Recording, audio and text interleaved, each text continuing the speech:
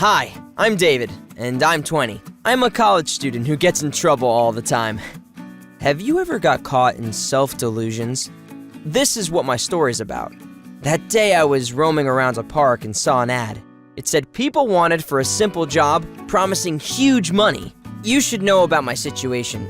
I come from a poor family, and I needed money. I was also into skateboarding, and I rented out a skateboard for a video with tricks. An expensive one. And I broke it. So I really needed money ASAP, or I was done for. I got home, had dinner with my parents, and hesitated for a long time before calling that number. I'm not a kid, and I realized that no one's going to pay money for nothing. On the other hand, I didn't want to ask my parents for money, and it would take me a couple of months to earn this amount at a regular job. I'd be done for by then.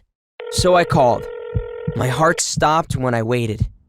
Then, the phone was picked up on the other side.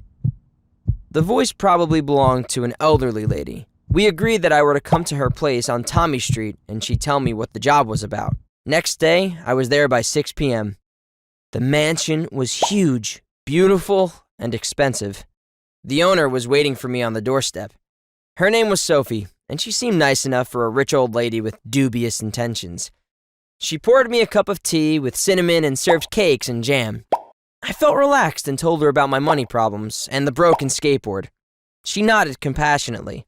Then, she finally told me why I was hired. She took me to a room with a ton of boxes. Said that stuff was needed to open a bakery store across the street. But why would she pay me just to haul boxes?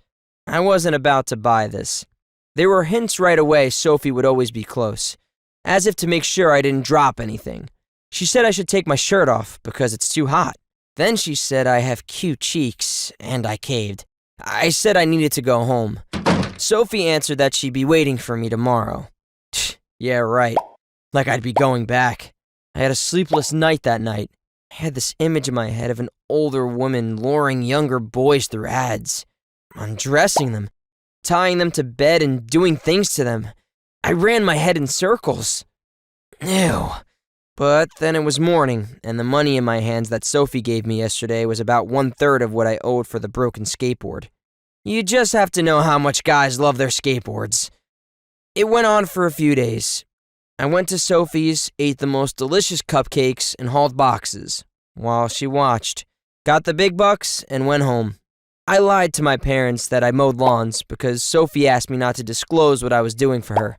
Confidential information, so to say. Sometimes I would even strike a seductive pose when moving the boxes, and Sophie was sure to tip me. One day, I realized that I'd taken it too far.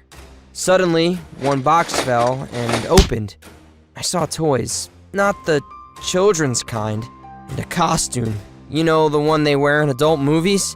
I stood still, and I suddenly imagined Sophie wearing this. I heard steps behind and turned around to see Sophie. My heart was jumping out of my chest.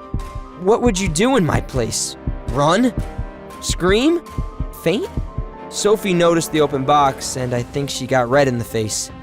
She said I was misunderstanding it all. She wanted to open an adult shop in our little town. She said that some people have trouble getting pleasure from life, and that an adult shop is a way to help them.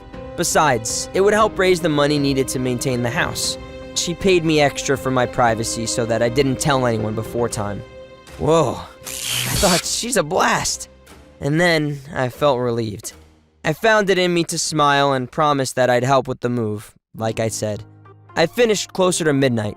Sophie stuck a $100 bill in my hand and asked me to come tomorrow if she needed help. The day after, she served me cakes again, and I finally wasn't nervous about her smiling sweetly at me.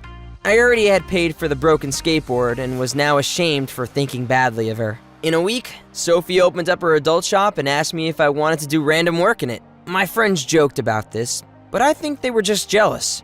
I wasn't about to get mad at them and joked with them. But once, when we were all having drinks, one of my pals said that the old hag that keeps the adult shop must be sex-crazed. I don't even remember hitting him in the face. Our friends pulled us apart. This dude is not my friend anymore, and the rest of them realized that it was okay to make fun of my work, but totally not okay to joke about Sophie. She's a good woman, making an honest living, and she's my friend. I'd never let anyone laugh at her. Please like my story if you want YouTube to show it to more people. We release new stories all the time, so do subscribe and hit the bell button to know when there's a new video out. Have a great day, and may it bring you new friends.